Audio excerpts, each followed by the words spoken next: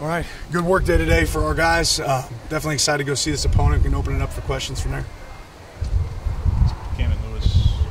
No, he's doing some stuff for classwork. He was finalizing some stuff for NBA. He was here for meetings and everything else, and was able to do some stuff outside of. Through 2 weeks, just what do you make of your team's tackling ability so far?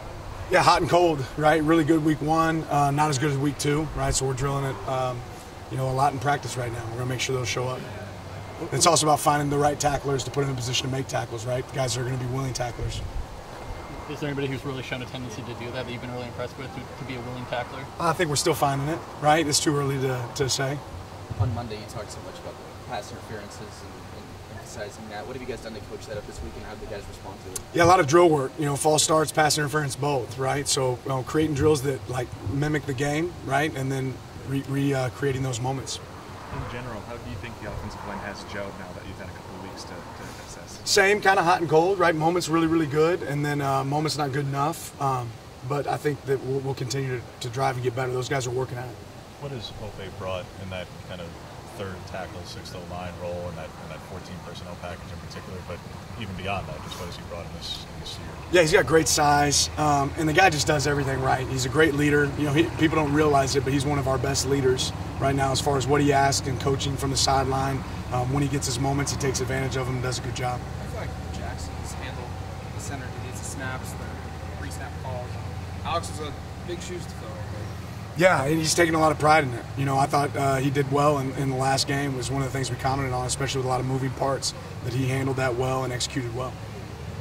How do you think he handled talking about the stems and everything this past week? And I don't know what Hawaii will throw at you in that regard, but as a first-time starter in that kind of capacity, how do you think he handled that component of things, not just in the false start capacity, but more in the adjustments? Yeah, as a unit, we have to handle it better, but overall, I thought Jackson handled it really well. What is the impact of defensive leader if that linebacker's out for the season? Just what have you seen by way of how many plays were even on film of them not with him on the field, and what can you discern of how that impacts their defense? Yeah, not a ton, right? So ultimately, what we do know is everyone they put on the field, they play with a great effort, right? It's probably one of the best teams as far as how they go relentless effort every single play, and they play with a mentality. So whoever they put out there, we'll have to be ready for. Penalties aside, what have you made of Kyrie Jackson's play so far in his first 2 games? Yeah, I think he's done some things really well, and I think he's done some things that he can improve on, right? He's made some big plays. That interception right after the punt block was a huge play, right? Talk about momentum swing, putting the fire out. At the same time, communication continued to improve, consistency can continue to improve, but he has the ability to be a good player for us.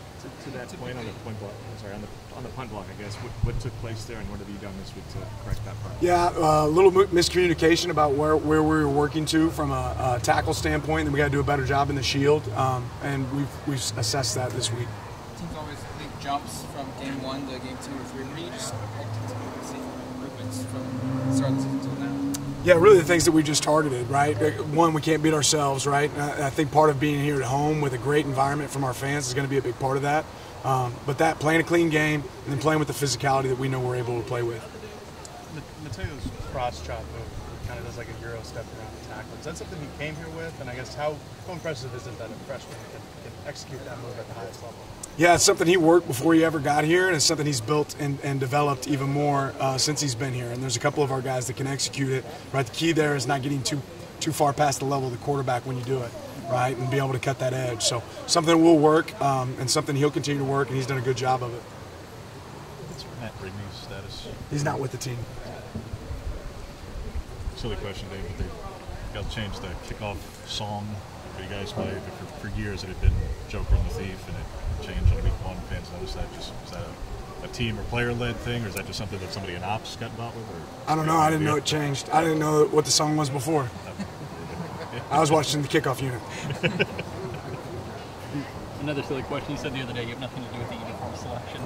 Who does? Who's in charge of that process? Kenny as a player? Yeah, Kenny meets with our players, collaborates obviously with the people that give us, a great fit with Nike, and maps that out before the season starts, and we kind of piece it together. Is it different players week by week? I don't know. Our players help set it up. Good. All right, thanks. Appreciate it.